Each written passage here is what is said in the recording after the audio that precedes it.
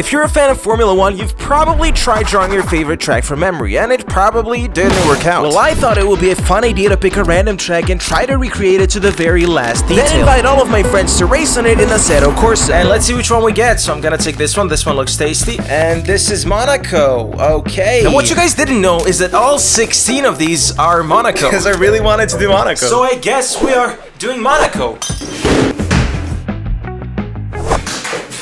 You better enjoy it just a little bit. Let's do this. I gotta cut to the chase. Yeah. Everyone give me some space. This is not Monaco.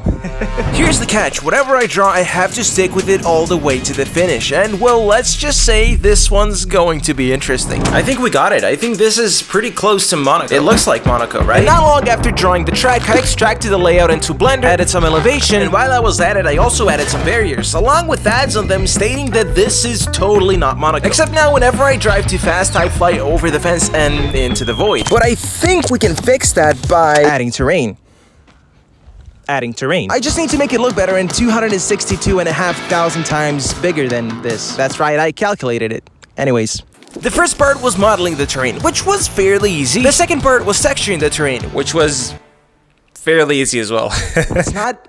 What is not easy, however, is making 2,000 buildings, and with that, entirely from memory. So I opened up my laptop and started searching for Monaco-style buildings on Google Maps, where lots of people upload reviews with photos of buildings. Whoop, I'll take that. The editing process begins by removing crowds and unnecessary details, then isolating the best parts to customize our 3D model, and then repeating the process hundreds of times. Okay, that is not 2,000 buildings. But my friends here, Control-C and Control-V, beg to differ. For those of you who don't understand, basically I'm gonna copy and paste the buildings. And everything was going great. The uphill section, the famous Monaco casino section, the downhill section, but then things started to take a turn. To be more specific, the hotel hairpin turn. This turn looks nothing like Monaco hairpin. The original hairpin is pretty tight. It should be going like this, for sure, if not even more narrow. But then look at what we built. This is such a huge difference. But I guess we're gonna have to continue with this. But little did I know, I now made the most controversial turn in Formula 1 history for the dumbest reason you'll never guess. You'll see later. Moving on, we reached the tunnel section. Everything here is coming together nicely. I even made a small pool right here, which looks so lame. I just might as well put an above ground pool there. Never mind. That's totally worse. But the real problem, the chicane. Oh no. Those bumps are huge. It was insanely bumpy, awkward to go around, and it was basically undrivable, so I had to fix it. First, I replaced the entire surface with a smoother one to prevent bumps, then straightened out the fence so the whole chicane has a cleaner look, and topped it all off with white lines, regular curbs, and sausage curbs just to make sure people are aware of the track limits. And finally, sealing the whole section off by adding some nice props of cars, buildings, and modeling the terrain around it. But I forgot one very important detail in literally every single part of the track. Now I want you to picture Monaco. What exactly do you see? I mean, sure, there's a lot of fancy yachts, fancy cars, fancy buildings, but there is also fancy palm trees. Not exactly fancy palm, but you get the point. So I got to work, and after a few clicks of texture making and a bit of modeling, I've successfully made not one, not three, but 6 different palm trees. And then dispersed them all across the track. I mean, just look at the difference. That's so much better. Wait, Bob, what are you doing here? Please make me pit box. I'm very angry and need a place for work and sleep. Yeah, okay, Bob, just please give me a second to finish the rest of the track. And by second, I meant 2 whole weeks of hard work until I started working on the pit lane. But after some time, I finally had it finished. Just for you, Bob. Bob?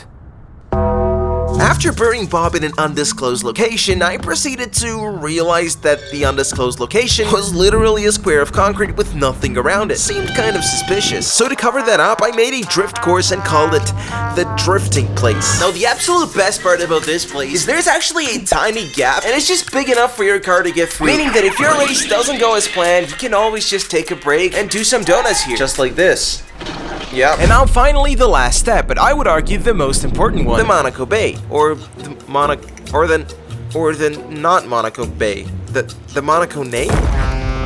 You like this guy? Yeah, I made that. Along with like 30 other yacht models. Now if you watched my video where I made Lando Norris's dream track, you know I made some yachts there. But compare the old models to the new ones and the difference is obvious. And now that the Not Monaco Bay is done, after 300 hours of hard work, I finally finished what I would call my most ambitious and detailed project yet.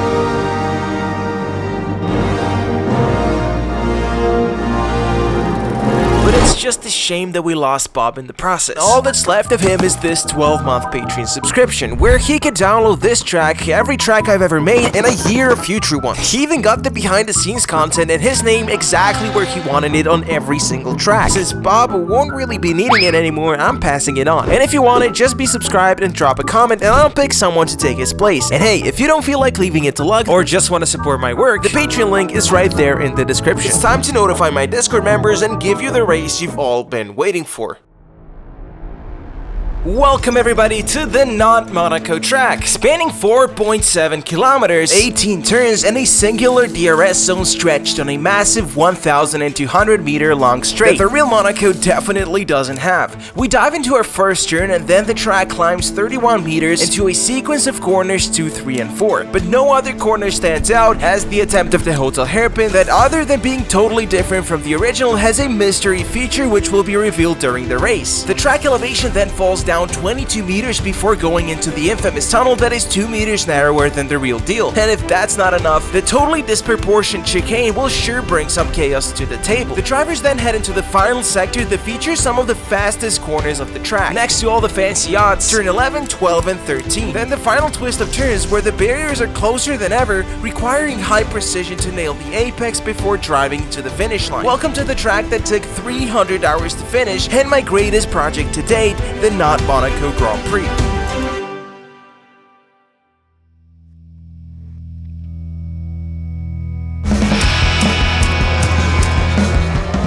Alright, so let's see how other drivers are handling Monaco. Alright, we have already some overtakes. That's not something you see in Monaco. So already way better than Monaco. So this time we do have track limits, which means if you cut some parts of the track, you are gonna get a penalty, which will hopefully make racing just a bit more fair.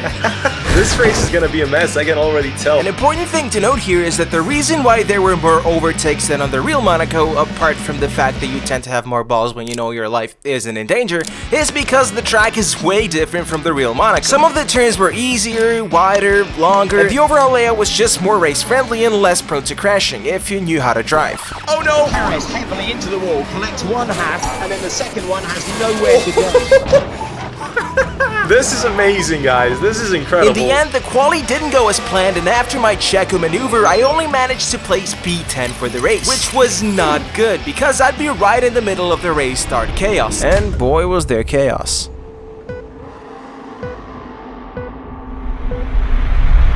Oh no, there's one guy just doing some interesting stuff. That was not illegal. I mean, that was illegal. Oh no, oh no! We gained a lot of places right there. Just avoiding that crash. Now we're behind this guy and let's just play it calm and play it safe. just be alive. But apparently, being alive wasn't enough for some people who just wanted to come out on the top. Just like these two having a fight for first position. And this is where the super long DRS zone comes to shine, where it's about getting that slipstream, DRS, and finally, getting the overtake. It's very tight, so we cannot relax at any point. But yeah, let's just continue and do our best here. Oh no! Thankfully, I wasn't the only one doing my best. The whole place was filled with amazing drivers, giving it their all on this unforgiving track. I mean, heck, this guy was even doing wall rides. I've never seen anything like it. You can almost see the amount of crashing that already happened right there. Oh, speaking of crashing, let's go. We got it. We got it. I'm feeling confident. I don't know about you, but this is easy. I'm just chilling at P5. I'm fine with that, to be honest with you. Now, I might have spoken a bit too soon because there's a lot of idiots on this track, and it was just a matter of time before I came across another one. Oh no, oh no, oh no, please don't, please don't!